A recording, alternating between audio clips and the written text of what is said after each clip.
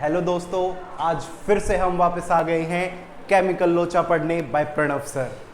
आज का हमारा टॉपिक है ऑन डिमांड क्लास 11th के लिए लिमिटिंग रिएजेंट और स्टोशियोमेट्री। तो देखते हैं कि हमें आज पढ़ना क्या है। स्टोशियोमेट्री को पहले जान लेते हैं। स्टोशियोमेट्री में वो कह रहा है द क्वांटिटेटिव एनालिसिस। क्वांटिटेटिव का मतलब हम नंबर्स पढ़ने वाले हैं यहां पर, of reactants and products. Reactant और प्रोडक्ट, किसी भी केमिकल रिएक्शन में जो लोचा मचा रहे होते हैं वो होते हैं हमारे रिएक्टेंट्स, और जो लोचा मचने के बाद हमारे सामने आता है वो होता है हमारा प्रोडक्ट। तो quantitative analysis of reactant and product का मतलब हमारे पास आया कि रिएक्टेंट्स कितने हैं, प्रोडक्ट कितना बना, ठीक है, अमाउंट कितना है हमारे पास, उसकी क्वांटिटेटिव स्टडी में हम पढ़ने वाले हैं आज स्टोशियोमेट्री। दूसरी डेफिनेशन हमारी आती है the determination of proportion in which elements और compound react with one another. कि ये पता लगाना कि कितने अमाउंट में हमारे एलिमेंट्स या कंपाउंड एक दूसरे के साथ किसी केमिकल रिएक्शन में रिएक्ट कर रहे हैं, उसका अगर हम पता लगाएं, उसका क्वांटिटेटिव एनालिसिस करें तो हमें मिलती है स्टोशियोमेट्री। हम पढ़ रहे होते हैं स्टोशियोमेट्री। अब स्टोशियोमेट्री का जन्म कहां से हुआ? ये थे हमारे जेरेमियस रिच्टर नाम के जर्मन केमिस्ट। इनका जन्म कब हुआ? भाई मैं इसके जापे में तो गया नहीं था कि मैं तुम्हें यह बता पाऊं कि जेरेमियस रिच्टर का जन्म कब हुआ था, और ना हमारा इससे लेना देना है। हमारा जो लेना देना है कि इस साइंटिस्ट ने, इस केमिस्ट ने हमारे जीवन में क्या लोचा फैलाया है, आज उसी लोचे को सुलझाने के लिए मैं आपके साथ हूं। चलिए तो पढ़ते हैं। बड़ा ही सिंपल एग्जांपल, गर्मियों में हम नींबू पानी पीते हैं। मैंने एक नींबू लिया, 2 ग्लास पानी लिया और नींबू पानी बना लिया। कितने ग्लास नींबू पानी बना? 2 ग्लास नींबू पानी। तो मेरे पास एक नींबू से और 2 ग्लास पानी से 2 ग्लास नींबू पानी बन रहा है।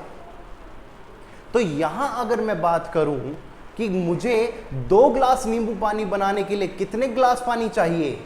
2 ग्लास। और कितने नींबू चाहिए? 1 नींबू।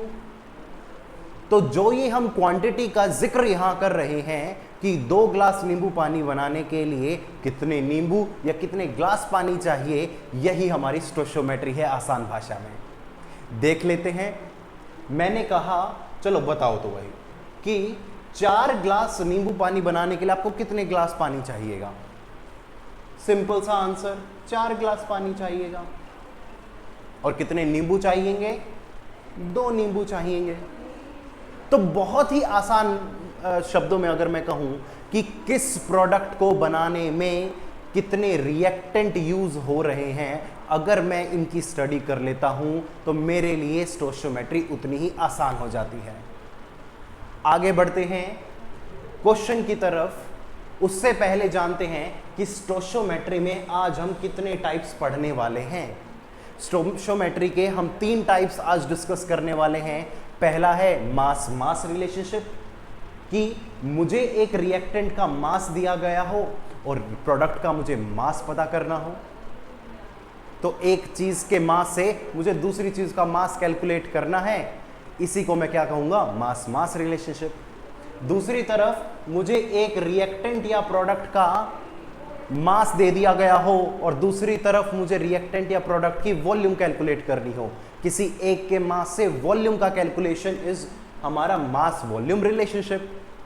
तीसरा आता है रिएक्टेंट की भी वॉल्यूम गिवन है और वॉल्यूम गिवन है हमें प्रोडक्ट की भी। तो दोनों तरफ ही जब हम वॉल्यूम को भरेंगे तो वो आती है हमारी वॉल्यूम वॉल्यूम रिलेशनशिप। आगे पढ़ते हैं कि भाई सर क्वेश्चंस कैसे करने हैं, हमें तो ये बताइए।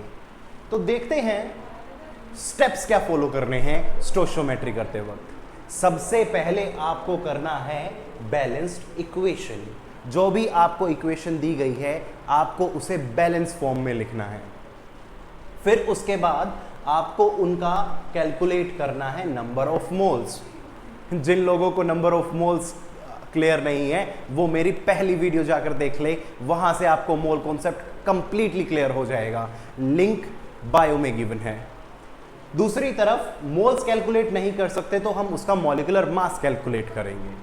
तीसरा कह रहा है in case of gaseous reactants, gaseous reactant की टर्म्स में या गैसियस प्रोडक्ट की टर्म्स अगर मुझे गिवन हो तो मैं वहां पर वॉल्यूम को कंसीडर करूंगा 22.4 लीटर। कब? जब मुझे स्टैंडर्ड टेम्परेचर और प्रेशर गिवन हो। अगर आपको standard temperature pressure condition given भी नहीं है क्वेश्चन पेपर में, तब भी आप वॉल्यूम को 22.4 लीटर ही मानकर चलेंगे। हम जनरली मान लेते हैं कि एसटीपी कंडीशंस हमें गिवन है। और एट लास्ट आपको मैथमेटिकल यूनिटरी मेथड कैलकुलेट करना है। यूनिटरी मेथड मतलब अभी मैंने पूछा था आपसे 2 ग्लास नींबू पानी 2 ग्लास पानी से और 1 नींबू से, तो 4 ग्लास नींबू पानी में कितने नींबू लगेंगे? 2। तो ये सिंपल सा है हमारा यूनिटरी मेथड। आइए बढ़ते हैं आगे और सबसे पहले हम मास मास रिलेशनशिप का क्वेश्चन करते हैं।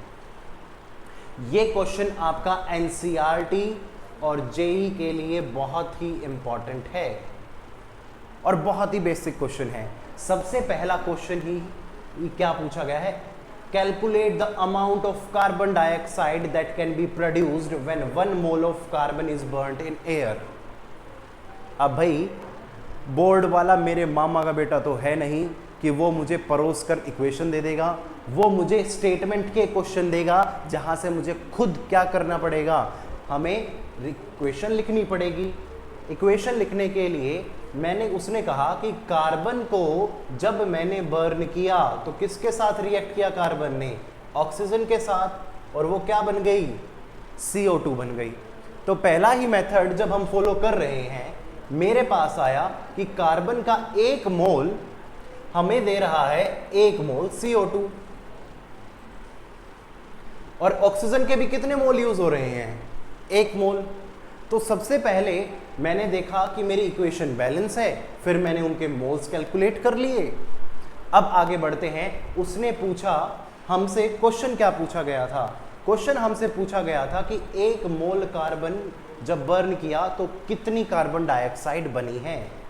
1 मोल कार्बन को बनाना, 1 मोल से 1 मोल CO2 बनी और 1 मोल कार्बन का वेट मुझे पता था कितना है? 12 ग्राम।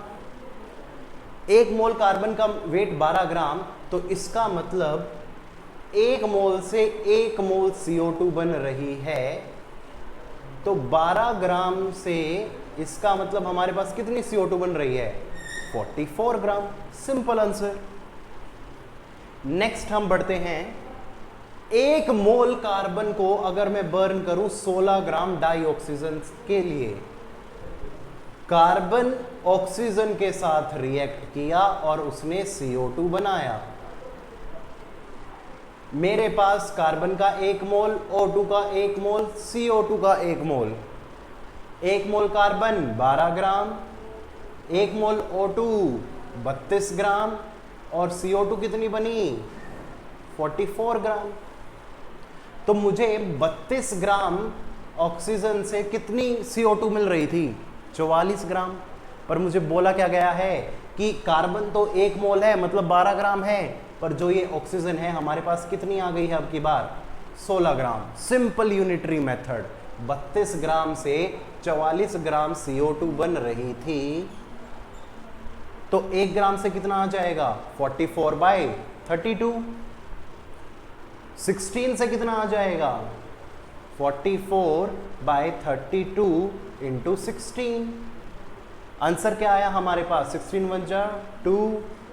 हमारा आंसर आ गया 22 ग्राम। इसे नोट कर लेते हैं। फर्स्ट का आंसर आया 44 ग्राम, सेकंड आया 22 ग्राम। अब थर्ड आते हैं। मुझे दिया गया 2 मोल कार्बन को जब मैंने 16 ग्राम डाइऑक्सीजन के साथ बर्न किया। 2 मोल कार्बन, ये ऑक्सीजन और CO2 हमारे पास बन गई। कार्बन के 2 मोल अगर मुझे गिवन है तो CO2 के भी 2 मोल बनने चाहिए, पर साथ के साथ मुझे ऑक्सीजन के भी कितने मोल गिवन होने चाहिए? 2। इसका मतलब मुझे कितनी ऑक्सीजन गिवन होनी चाहिए? 64 ग्राम। एक मोल में मेरे पास 32 थी, तो 2 मोल के लिए कितनी होनी चाहिए? 64। पर ऑक्सीजन का अमाउंट कितना गिवन है मुझे? 16 ग्राम। फिर से वही क्वेश्चन, अब ऑक्सीजन हमें एक पर्टिकुलर अमाउंट में दे दी गई है, तो ऑक्सीजन 32 ग्राम से, सेम क्वेश्चन, 32 से 44 ग्राम CO2 बन रही थी, तो 16 ग्राम से कितनी CO2 बनेगी? सेम आंसर 22 ग्राम। भाई यहां थोड़ा और लोचा फैल गया।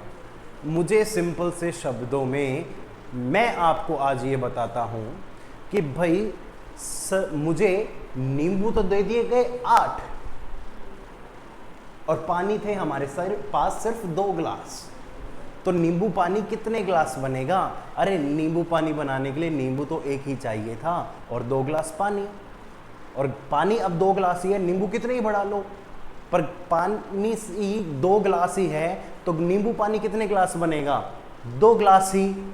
एक चीज को उसने फिक्स कर दिया, दूसरी चीज को आप कितना ही बढ़ाते रहो। कार्बन चाहे यहाँ 8 आ जाए, 16 आ जाए, 20 आ जाए, पर ऑक्सीजन तो उतने ही हैं। हमारा पानी तो वहीं का वहीं है। तो नींबू के साथ हम करेंगे क्या? नींबू को सलाद में खा लेंगे।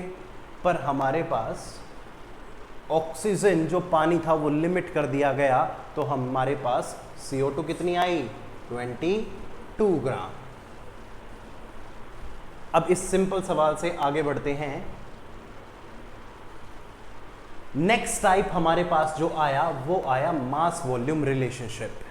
मास वॉल्यूम रिलेशनशिप को पढ़ लेते हैं, जहां हमें एक का मास गिवन होगा और दूसरे से हमसे पूछ ली जाएगी वॉल्यूम।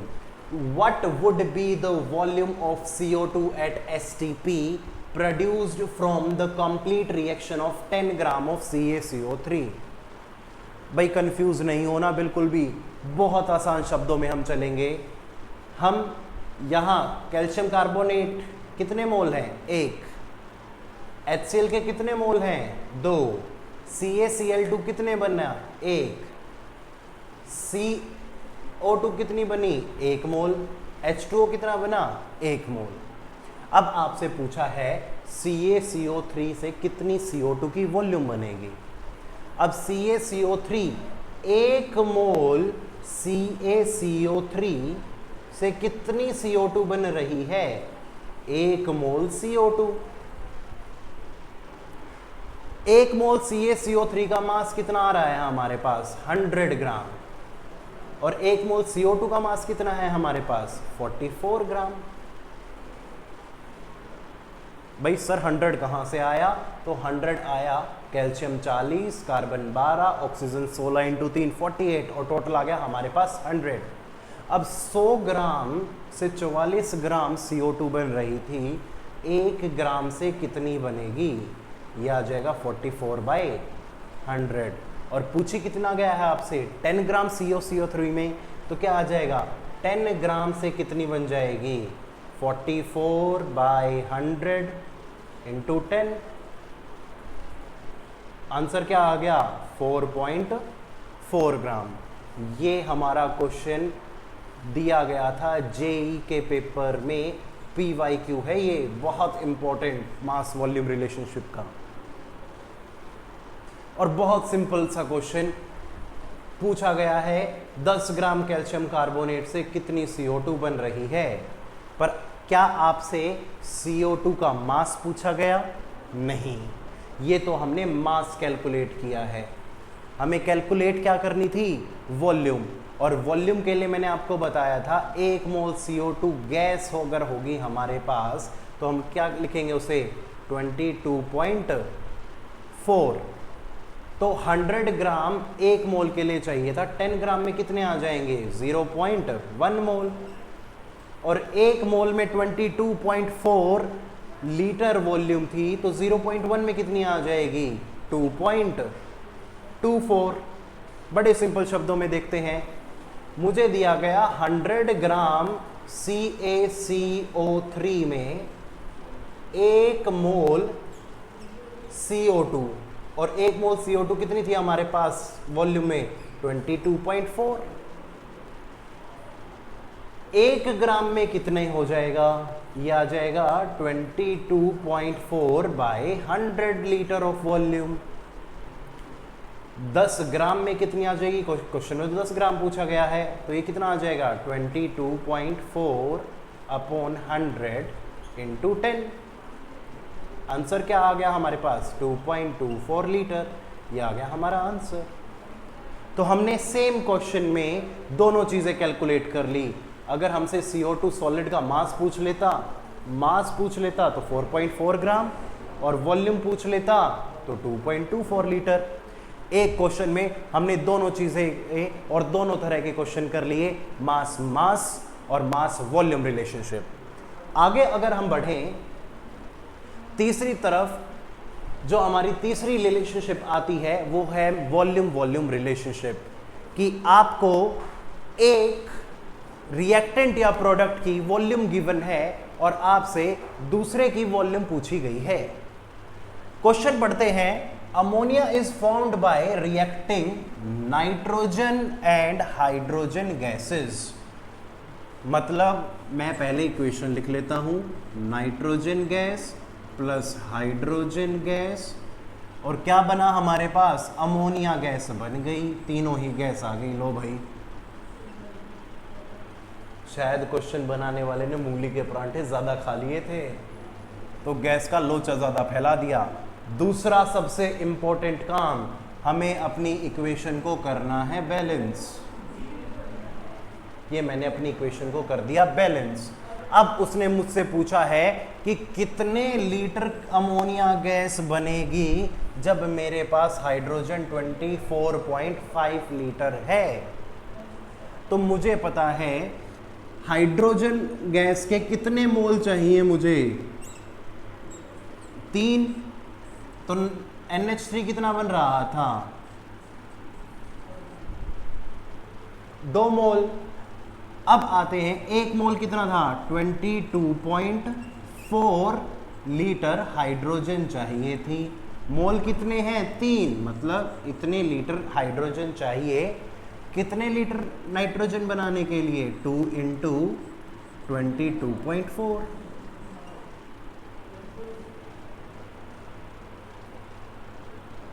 अब आगे हम बढ़े, मुझसे पूछा गया है कि ये बताओ भाई 1 मोल से कितनी बनेगी। 1 मोल पे भी आ जाते हैं, 1 मोल H2 से कितनी बन जाएगी, मेरा आंसर आएगा 2/3।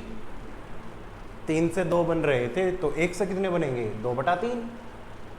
क्वेश्चन में क्या पूछा गया आपसे, 22.4, तो 1 मोल कितनी होती है, 22.4 लीटर होती है। तो 1 मोल H2 से इतनी NH3 बन रही थी, मतलब 22.4 लीटर से 2/3 इंटू 22.4 लीटर NH3 बन रही थी हाइड्रोजन से। तो आगे उसने पूछा है कि 24.5 लीटर H2 से कितनी बनेगी। बहुत ही सिंपल कैलकुलेशन है आपके पास ये। 22.4 से 22.4 कैंसल, आंसर आ गया हमारे पास 2/3 इंटू 24.5। कैलकुलेशन अगर हम करें इसकी तो ये आ जाएगा हमारे पास 8 3 जा 24/8.1, और 8.1 को अगर मैं 2 से मल्टीप्लाई करूं तो ये आ गया हमारे पास 16.2 लीटर। ये आया हमारा आंसर 16.25 अप्रोक्स आंसर आपका आएगा, 2325। हम 16.2 पे ही अपने आंसर को छोड़ देते हैं। ऑप्शन में आपको मिल जाएगा, नहीं भी आएगा हम 1 डेसिमल तक कैलकुलेट कर रहे हैं। तो क्या आया वॉल्यूम रिलेशनशिप में, हम दोबारा पढ़ते हैं कि मुझे गिवन था नाइट्रोजन और हाइड्रोजन ने रिएक्ट करके अमोनिया बनाई, और उसने आपको पूछ लिया कितनी, इतनी हाइड्रोजन से कितनी अमोनिया गैस बनेगी? तो मुझे पता था 3 मोल हाइड्रोजन से 2 मोल अमोनिया गैस बन रही थी। तो 1 मोल से कितनी बनती? 1 मोल से मिली मुझे 2/3। 1 मोल में लीटर कितने थे? 22.4। तो वो वहां कितने आ गए? 2/3। नेक्स्ट, अब हम अगर कैलकुलेट करें तो 24.5 लीटर में कितनी कैलकुलेटेड वैल्यू आएगी हमारे पास? तो 1 लीटर में कितनी आ गई? 2/3। 1 लीटर से 2/3 हमारे पास लीटर NH3 आ रही थी। तो 24 पॉइंट से कितना आ जाता? 2 इंटू 24.5 डिवाइड बाई 3 और हमारा आंसर आया 16.2 अप्रॉक्स।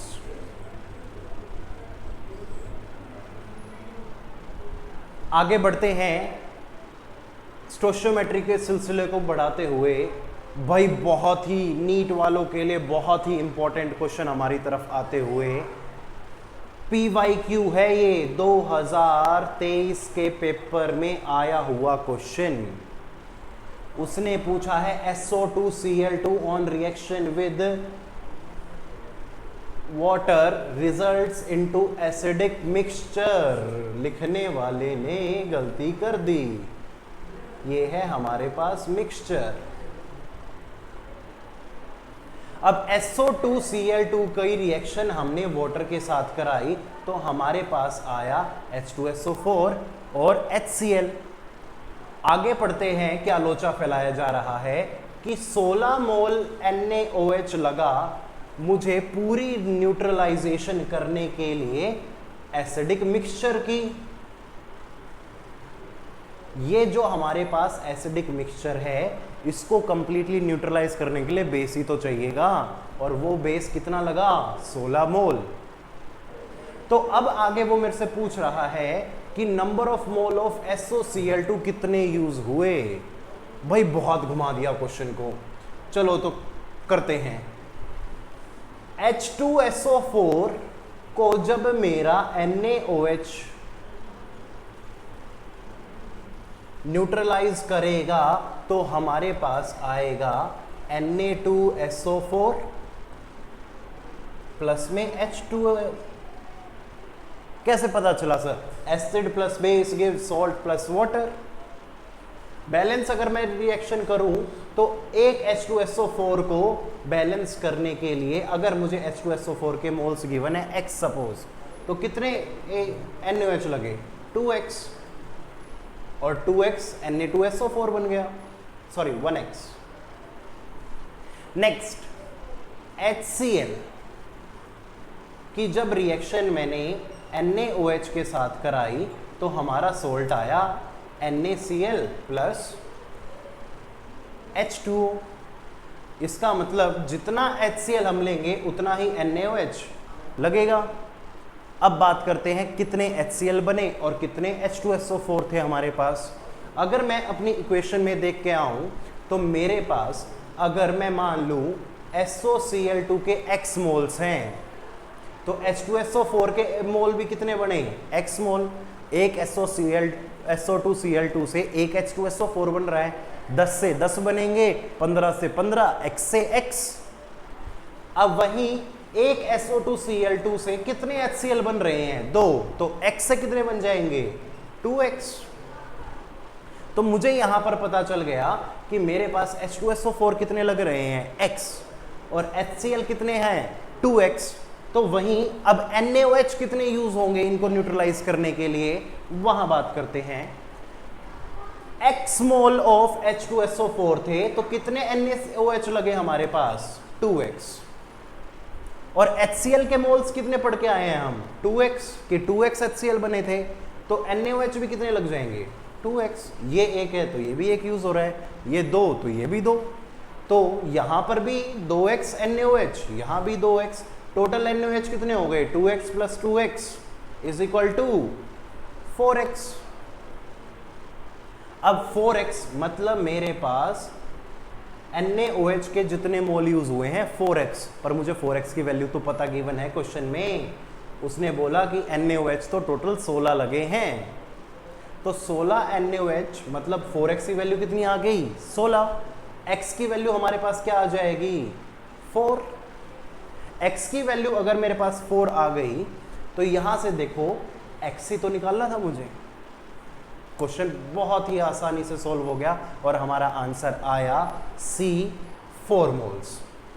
फिर से मैं आपके लिए रिपीट कर देता हूं कि 16 मोल NaOH लगे हमें इन दोनों को न्यूट्रलाइज करने के लिए, और यही मैंने इसके लिए पढ़ा कि 16 मोल लगे तो मैं पता कर लेता हूं H2SO4 जितने चाहिए थे NaOH उसका दुगना चाहिए था, HCl जितने A बने हैं NaOH उतने ही लगे हमें उसे न्यूट्रलाइज करने के लिए। NaOH टोटल कितने हैं 16, तो 16 ने कितने को किया 4x यूज हो गया। 16 की वैल्यू कितनी आई 4x। यहां से मैंने x की वैल्यू कैलकुलेट कर ली और x की वैल्यू कैलकुलेट करते ही मुझे SOCl2 के नंबर ऑफ मोल्स पता चल गए। आगे अगर हम बढ़े इसी सिलसिले को जारी रखते हैं और जेई का एक PYQ डिस्कस करते हैं जो आया था हमारे पास जेई 2023 के अंदर। वो पूछ रहा है the volume of hydrogen liberated at STP by reaction of 2.4 gram magnesium with excess of hydrogen excess of hydrochloric acid HCl के साथ इज डैश इंटू 10 की पावर 2 माइनस।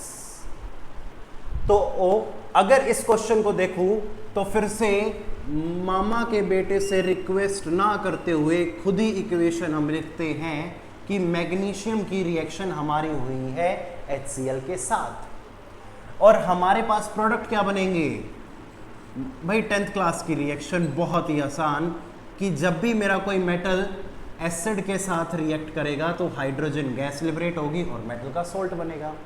और उसने पूछा भी यही है कि कितनी हाइड्रोजन लिबरेट होगी।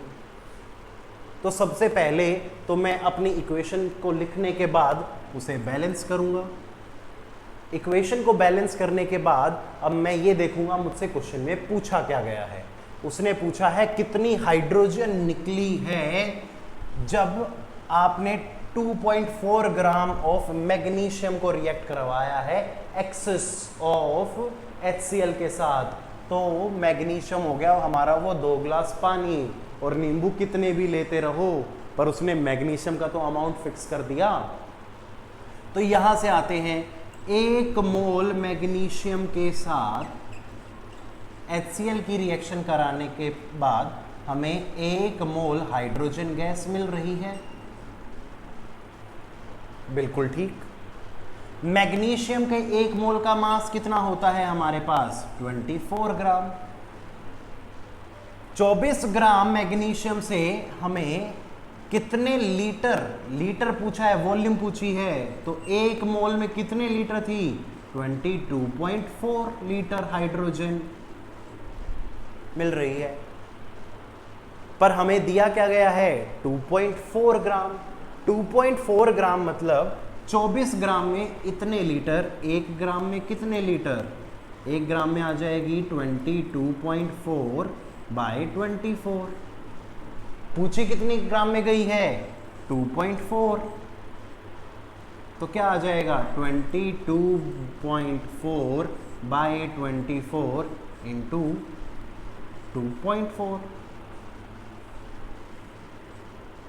बहुत ही सिंपल कैलकुलेशंस हमारे पास आते हुए आंसर कितना आ गया 2.24 लीटर। इसमें तो मुझे मोल भी क्लियर करने की ज़रूरत नहीं पड़ी, हमने डायरेक्ट यूनिटरी मेथड से ही इस क्वेश्चन को सॉल्व कर लिया। वो सिर्फ आपको घुमाता है इन क्वेश्चंस के अंदर और कुछ नहीं।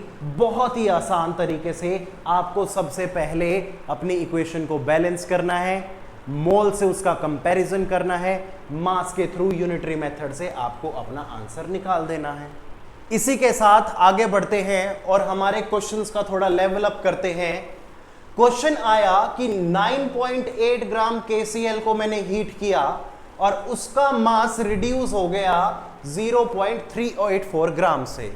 मतलब जब मैंने 9.8 ग्राम KClO3 को हीट किया तो उसमें से इतना मास गायब हो गया, इतना कम हो गया उसका मास।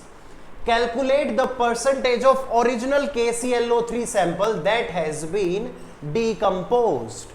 कितना मास परसेंट डीकंपोज हुआ है हमारे ओरिजिनल सैंपल से। तो रिएक्शन हमें कहती है कि जब भी KClO3 हीट की प्रेजेंस में डीकंपोज हो गया तो हमारे पास प्रोडक्ट आएंगे KCl और ऑक्सीजन गैस। सबसे पहला ही स्टेप मैंने आपको बताया था, हम अपनी इक्वेशन को बैलेंस कर लेंगे। लो भाई, हो गई ऑक्सीजन बैलेंस। अब जो ये मास कम हुआ है जब KClO3 डीकंपोज हुआ तो इस मास को लेकर कौन फरार हो गई? ऑक्सीजन। ऑक्सीजन गैस है तो वो बाहर निकल जाएगी हमारी रिएक्शन से। तो जो मास रिड्यूस हुआ है वो किसका है? ऑक्सीजन का है।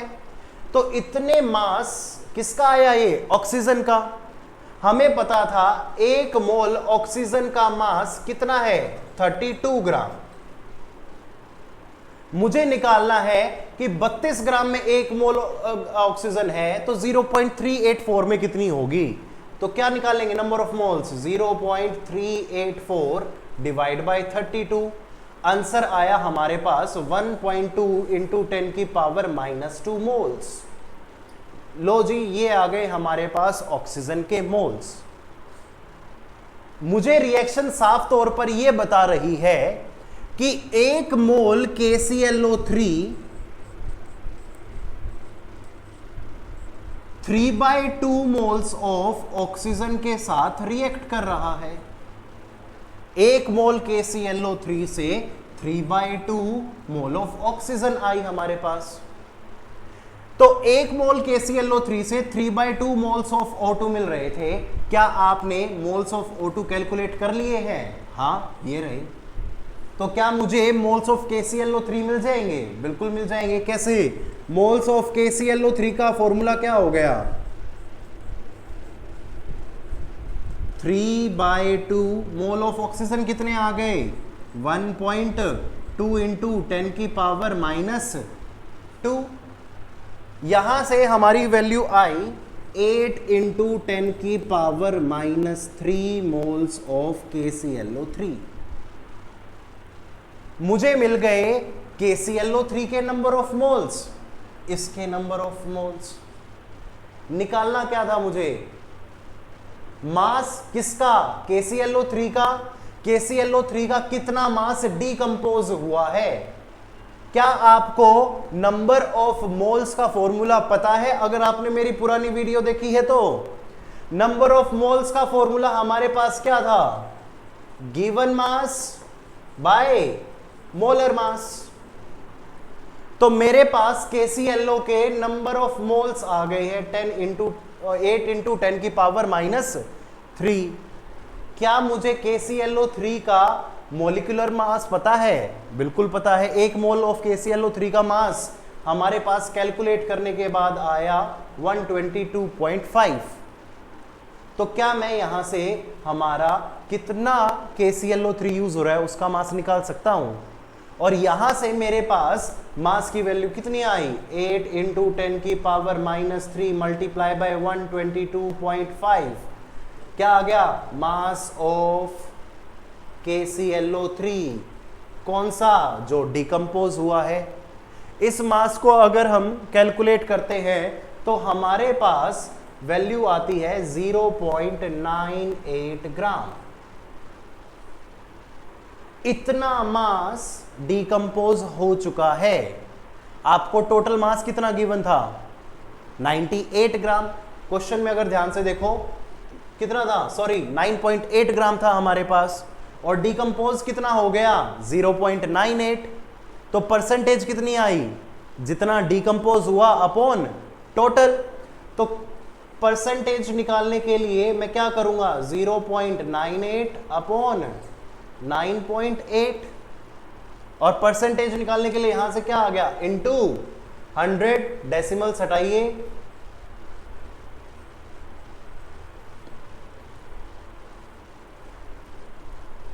क्या आंसर आया हमारे पास? 10%। मैं फिर से रिपीट कर रहा हूं, हमें कैलकुलेट क्या करना था? कितना KClO3 डिकम्पोज हुआ है। कितने में से? 9.8 ग्राम से 3.84 ग्राम कम हो गया। तो ये कौन था? ऑक्सीजन। हमने बैलेंस किया, ऑक्सीजन के नंबर ऑफ मोल्स निकाले, इतने मोल से कितने KClO3 रिएक्ट कर रहे थे उसके मोल निकाले। मोल से हमने किसको कैलकुलेट कर लिया? KClO3 के मास को, और मास से हमने क्या कर ली? उसकी परसेंटेज निकाल ली। यहीं पर स्टोइचियोमेट्री को विराम देते हुए हम आगे बढ़ते हैं हमारे आज के दूसरे टॉपिक की ओर, जो कि है लिमिटिंग रिएजेंट। बड़े ही साफ सुथरे और स्वच्छ शब्दों में मैं कहूंगा कि लिमिटिंग रिएजेंट है क्या? लिमिटिंग का मतलब ही क्या है? लिमिट लगा देना, मतलब रोक देना। तो एक ऐसा रिएजेंट या ऐसा रिएक्टेंट हमारा जो हमारी रिएक्शन को रोक दे, उसे हम क्या कहेंगे? Limiting reagent. अब रोकेगा कौन? हमने अभी अभी क्वेश्चन पढ़े थे और मैंने आपको एग्जांपल दिया था, भाई नींबू थे 8, पानी था 2 ग्लास, तो नींबू पानी कितना बनेगा? 2 ग्लास। क्यों? क्योंकि हमने लिमिट लगा दी थी किस पे? पानी के ग्लास पे। तो हमारा लिमिटिंग रिएजेंट कौन हो गया था? पानी का ग्लास। नींबू तो बहुत सारे थे, तो नींबू क्या कहलाएंगे? हमारे एक्सेस रिएजेंट। और पानी का ग्लास क्या कहलाएगा? हमारा लिमिटिंग रिएजेंट। चलो भाई साइंटिस्ट की भी पढ़ लेते हैं। साइंटिस्ट कह रहा है कि reactant which is completely consumed in the reaction and hence limits the amount of product formed is called limiting reagent। कि जो रिएक्टेंट पूरी तरह खत्म हो जाएगा और एक लिमिट लगा देगा कि कितना प्रोडक्ट बनेगा, उसे हम क्या कहेंगे? Limiting reagent. नींबू और पानी के ग्लास में से कौन पहले खत्म हुआ था? पानी का ग्लास खत्म हुआ था, तो पानी का ग्लास क्या था? हमारा लिमिटिंग रिएजेंट। दूसरी डेफिनेशन में वो क्या कह रहा है? Limiting reagent is present in the least stoichiometric amount. Stoichiometry अभी पढ़ के आए थे, क्वांटिटी। तो जो क्वांटिटी में कम है और क्या कंट्रोल कर रहा है? अमाउंट ऑफ प्रोडक्ट, कि कितना प्रोडक्ट बन रहा है। जो अमाउंट में कम, पहली बात, और किसको लिमिट कर रहा है? हमारे प्रोडक्ट फॉर्मेशन को, तो उसे क्या कहा जाएगा? Limiting reagent. और जो बाकी बच गया, एक्स्ट्रा में बच गया, एक्सेस बच गया, उसे हमने क्या कह दिया? Access reagent. आगे बढ़ते हैं और पढ़ते हैं कि हमें कैलकुलेशंस हमारे लिमिटिंग रिएजेंट में कैसे करनी है। भाई सभी बच्चों के पेपर आते हैं और बच्चे लिमिटिंग रिएजेंट का क्वेश्चन नहीं कर पाते, तो हम आज सबसे पहले पढ़ेंगे वो ट्रिक जो हर क्वेश्चन में लगा के हम हर क्वेश्चन सॉल्व कर सकते हैं। सबसे पहला काम, हम अपनी इक्वेशन को बैलेंस करेंगे। दूसरी तरफ फिर हम कैलकुलेट करेंगे सभी सब्सटेंसेस का मोलर मास। जो हमने अपनी इक्वेशन बैलेंस की है उसमें हम सभी सब्सटेंसेस का मोलर मास कैलकुलेट कर लेंगे। उसके बाद हम कैलकुलेट करेंगे उसके number of moles. Number of mole निकालने के बाद जो सब्सटेंस जिसका अभी पढ़ा था हमने, लिमिटिंग रिएजेंट क्या है? वो रिएक्टेंट जिसका अमाउंट कम है, और अमाउंट की यूनिट क्या थी? मोल। तो वो सब्सटेंस जिसके नंबर ऑफ मोल्स कम है हमारे पास, वो क्या कहलाएगी? हमारा लिमिटिंग रिएजेंट। और उसके बाद सेम हमारा यूनिटरी मेथड लगा के हम प्रोडक्ट फॉर्म या रिएक्टेंट या एक्सेस रिएजेंट को कैलकुलेट कर लेंगे। बढ़ते हैं आगे और हमारा पहला क्वेश्चन करते हैं। वो कह रहा है assume carbon burns according to the following equation. 2 carbon लगे ऑक्सीजन के साथ रिएक्ट करके कार्बन मोनोऑक्साइड बनाने के लिए। तो वो कह रहा है कि 12 ग्राम कार्बन को अगर मैं 48 ग्राम ऑक्सीजन के साथ बर्न करता हूं तो बताओ कितनी वॉल्यूम ऑफ कार्बन मोनोऑक्साइड बनेगी? Dash into 10⁻⁻⁻1। अब कैलकुलेट कर लेते हैं। सबसे पहले मैंने कहा था आप अपनी इक्वेशन को बैलेंस करेंगे, हमारी इक्वेशन बैलेंस है। अब हम कैलकुलेट करेंगे दूसरा स्टेप। क्या था हमारे पास? मोलर मास कैलकुलेट करना। मोलर मास, 2 कार्बन का मास कितना आया? 24 ग्राम। ऑक्सीजन का मास कितना आया? 32 ग्राम। कार्बन मोनोऑक्साइड का मास कितना, 12 16 कितने हो गए, 28 इंटू 2 40 56 मैथ ही कमजोर हो गया मास्टर जी का। तो आगे बढ़ते हैं। हमें पता है 24 ग्राम कार्बन से 56 ग्राम कार्बन मोनोऑक्साइड बन रही है और 32 ग्राम ऑक्सीजन भी चाहिए हमें कितनी कार्बन मोनोऑक्साइड बनाने के लिए, 56 ग्राम। अब उसने हमें दो लिमिट सेट कर दी कि 12 ग्राम और 48 ग्राम आपको ऑक्सीजन दी गई है। तो अगर मैं कैलकुलेट करूं कार्बन कितना चाहिए था मुझे, 24 ग्राम, ऑक्सीजन कितना चाहिए था, 32 ग्राम, कार्बन मोनोऑक्साइड कितना बन रहा था हमारे पास, 56 ग्राम, कार्बन कितना दिया गया है, 12 ग्राम, ऑक्सीजन कितना दिया गया है हमें, 48 ग्राम। ये आया O2, ये आ गया कार्बन और ये आ गया हमारे पास 2CO। तो वो पूछ रहा है बताओ लिमिटिंग रिएजेंट कौन होगा। लिमिटिंग रिएजेंट फाइंड आउट करने के लिए सबसे पहले मैंने क्या कहा था, नंबर ऑफ मोल्स कैलकुलेट करेंगे। ये आपको गिवन मास, ये अपॉन मोलर मास, तो क्या आ गया 12/24। कार्बन के कितने मोल्स आ गए हमारे पास, 0.4 मोल्स, 5 मोल्स। और ऑक्सीजन के कितने मोल्स आ गए, given mass by molar mass, ये हमारे पास कितना आया, 1.5 मोल्स। ठीक है, किसके नंबर ऑफ मोल्स हमारे पास कम है, कार्बन के। कार्बन के नंबर ऑफ मोल्स कम है तो हमारा लिमिटिंग रिएजेंट कौन हुआ, कार्बन। तो हमें यहां से पता चल गया कि कार्बन हमारा लिमिटिंग रिएजेंट है। अब लिमिटिंग रिएजेंट का काम क्या था, वो रिएक्शन को रोक रहा था। उससे ही पता चलता था हमें कि हमारा प्रोडक्ट कितना बन रहा है। तो मुझे पता था कि 24 ग्राम कार्बन से 56 ग्राम कार्बन मोनोऑक्साइड बन रहा था। तो 24 ग्राम से 56 बन रहा था, 1 ग्राम कार्बन से कितना बन जाएगा, 56/24। और हमारे पास कार्बन गिवन कितना था, 12 ग्राम। 12 ग्राम का मतलब 56/24 इंटू 12,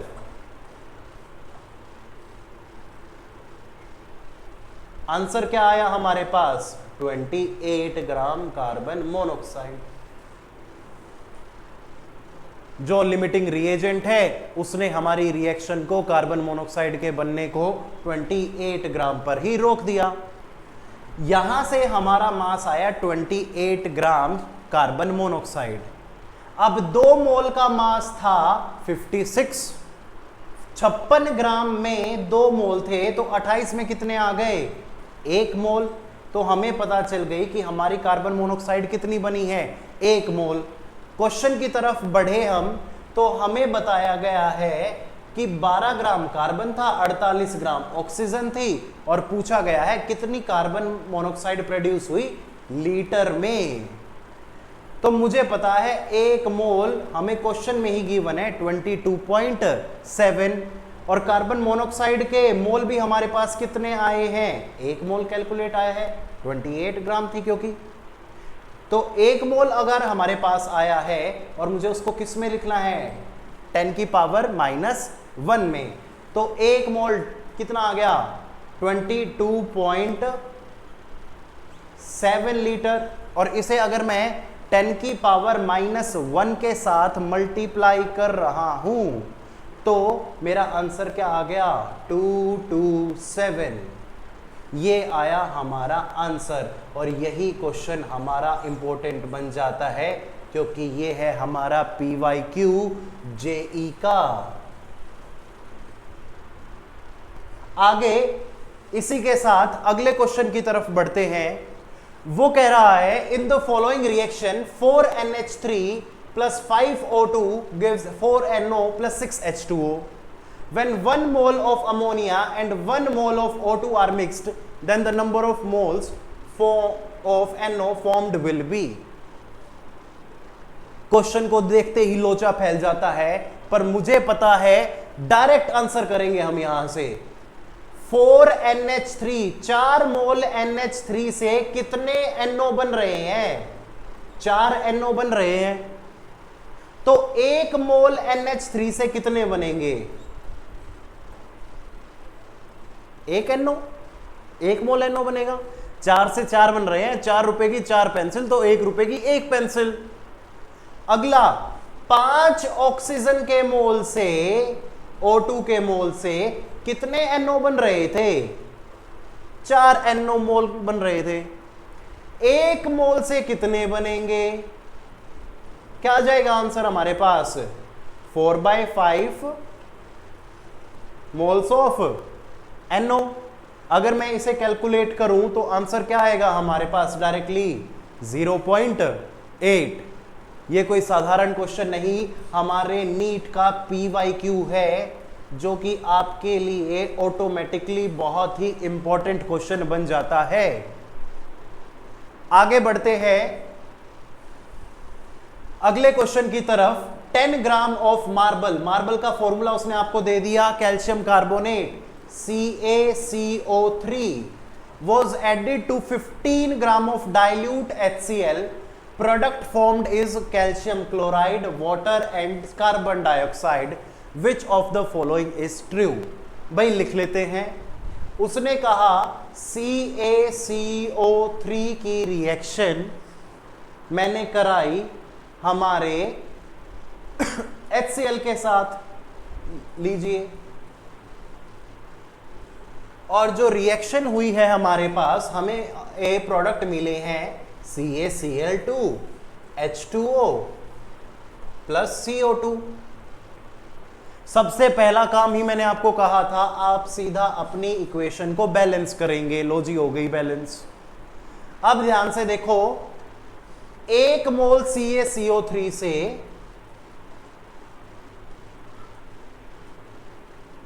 कितनी CO2 बन रही है? 1 मोल CO2 बन रही है, या 1 मोल CaCl2 बन रहा है। 2 मोल HCl से कितने मोल CO2 बन रही है? कोई भी प्रोडक्ट ले लेते हैं, 1 मोल। ठीक है, आगे चलते हैं। उसने हमें गिवन मास कितना दिया है? 10 ग्राम कैल्शियम कार्बोनेट का और 15 ग्राम HCl का। गिवन मास हमें दोनों का पता चल गया, 10 ग्राम 15 ग्राम। मोलर मास दोनों का क्या है? ये आ गया हमारे पास, कैल्शियम कार्बोनेट का मोलर मास हमारे पास आता है 100 और HCl का आ गया हमारे पास 36.5। 2 थे तो 2 से मल्टीप्लाई कर लिया। लो जी, ऑटोमेटिकली ये आंसर क्या आया हमारे पास? 0.1। और ये वैल्यू कैलकुलेट करने के बाद हमारे पास आती है 0.2। किसके नंबर ऑफ मोल्स हमारे पास कम आए? CaCO3 के। तो CaCO3 हमारा क्या बन गया यहां पर? ये आया हमारे पास लिमिटिंग रिएजेंट, जिसके नंबर ऑफ मोल कम, वही हमारा क्या बन गया? Limiting reagent. बड़ा सिंपल सा, मैंने मोलर मास कैलकुलेट किया, गिवन मास था, नंबर ऑफ मोल निकाले, जिसके नंबर ऑफ मोल कम वही हमारा लिमिटिंग रिएजेंट। अब लिमिटिंग रिएजेंट हमारे पास, हमें पता चल गया CaCO3 हमारा लिमिटिंग रिएजेंट था। क्वेश्चन पढ़ते हैं। HCl acid is limiting reagent, बहुत ही गलत बात, झूठी बात बोल दी। Hydrochloric acid is the excess reagent, बिल्कुल ठीक, क्योंकि हमारे पास कैल्शियम कार्बोनेट क्या था? लिमिटिंग था, तो दूसरा अपने आप ऑटोमेटिकली क्या हो गया? Excess. Calcium carbonate is the excess reactant, और बड़ी झूठ बात। और नन ऑफ दीज तो बचा ही नहीं, क्योंकि हमारे पास ऑलरेडी आंसर आ चुका है। आगे बढ़ते हैं अगले क्वेश्चन की तरफ। एनसीईआरटी का और 11th क्लास के टीचर का फेवरेट क्वेश्चन जो वो पेपर में देता है, वो कह रहा है 50 किलो नाइट्रोजन गैस थी, 10 किलो हाइड्रोजन गैस थी और दोनों ने अमोनिया गैस बना ली। लिमिटिंग रिएजेंट मुझे फाइंड आउट करके बताओ। तो क्या आएगा हमारे पास? सबसे पहले मैंने हमारी इक्वेशन लिखी, नाइट्रोजन और हाइड्रोजन ने मिलके अमोनिया बना लिया। दूसरा काम था मेरे पास हमारी इक्वेशन को बैलेंस करने का, लॉजिंग, इक्वेशन भी बैलेंस। तीसरा काम था मुझे सबके मोलर मास कैलकुलेट करने थे। नाइट्रोजन 14 इंटू 2 28, हाइड्रोजन 6, NH3 कितना आएगा हमारे पास? 14 प्लस 3 17 टू जा 34। गिवन मास कितने गिवन है? 50 kg, मतलब 50,000 ग्राम। हाइड्रोजन कितना गिवन है? 10,000 ग्राम। लिमिटिंग रिएजेंट फाइंड आउट करना है। क्या करेंगे? नंबर ऑफ मोल्स निकालेंगे। क्या कर दूं मैं? नंबर ऑफ मोल्स निकालने के लिए given mass by molar mass, same given mass by molar mass. जब इसे डिवाइड किया तो मेरे पास वैल्यू आई 178.58 और इसकी वैल्यू मेरे पास आई 1666.66। किसके नंबर ऑफ मोल्स मेरे पास कम आए? हाइड्रोजन के। तो हाइड्रोजन कौन हो गया हमारा? Limiting reactant. अब इसी क्वेश्चन को अगर मैं थोड़ा आगे बढ़ाऊं और मैं ये कहूं कि भाई बताओ मुझे NH3 का मास कितना बनेगा, तो मुझे पता था कि 6 ग्राम हाइड्रोजन से हमारा NH3 कितना बन रहा था? 34 ग्राम। तो 166.6 ग्राम से हाइड्रोजन से कितना बनेगा? ये आ जाएगा 34/6 इंटू 166.6, या इसे किलोग्राम में कन्वर्ट करूं कैलकुलेशन आसान करने के लिए तो 1.6 kg। आंसर हमारे पास आया 9.4 किलोग्राम। क्या आई है? किसका अमाउंट आ गया हमारे पास? NH3 फॉर्म्ड का। तो हमने अपने लिमिटिंग रिएजेंट को फाइंड आउट किया, उसके नंबर ऑफ मोल्स निकाले और वहीं से हमने क्या पता कर लिया कि हमारा प्रोडक्ट कितना बन रहा है। बहुत ही इंपॉर्टेंट क्वेश्चन आया ये हमारे क्लास 11 के बच्चों के लिए। तो चलिए अब आगे बढ़ते हैं हम अपने अगले क्वेश्चन की तरफ और थोड़ा सा लेवल अप करते हैं। वो कह रहा है कि 56 litre of nitrogen gas is mixed with excess hydrogen gas and it is found that 20 liter of ammonia gas is produced. The volume of unused nitrogen gas is found to be. अब की बार उसने हमारे product का ही amount limit कर दिया है। मुझे पता है अभी अभी हम करके आए हैं, जब भी नाइट्रोजन हाइड्रोजन के साथ रिएक्ट करेगी तो हमें क्या मिलेंगे? NH3 की गैस मिलेगी, वो भी कितने मोल्स? 2 मोल। बैलेंस कर ली हमने अपनी इक्वेशन, लास्ट ही क्वेश्चन में किया था हमने ये। अगला मुझे पता है अब की बार वो वॉल्यूम की बात कर रहा है, तो 1 मोल नाइट्रोजन गैस में कितने थे? 22.4 लीटर। या मैं उल्टा कहूं कि 22.4 लीटर में कितनी नाइट्रोजन गैस थी? 1 मोल। तो 1 लीटर में कितनी हो जाएगी हमारे पास? 1 लीटर में आ जाएगी हमारे पास 1/22.4 moles of nitrogen gas. 1 litre आ गया। हमें नाइट्रोजन गिवन कितनी थी? 56 लीटर। तो क्या आ गया हमारे पास? 56/22.4 मोल्स ऑफ नाइट्रोजन। ये कितने आ गया? 2.5 मोल्स ऑफ नाइट्रोजन। नाइट्रोजन के मैंने मोल्स कैलकुलेट कर लिए हैं, अब मैं कैलकुलेट करूंगा अमोनिया के मोल्स। मुझे पता था अमोनिया के कितने मोल्स थे, 2 थे, पर मैं पहले ही 22.4 लीटर अमोनिया में कितने मोल्स थे, 1 मोल था। 1 लीटर में कितने आ गए, 1/22.4, सेम मेथड, मोल्स।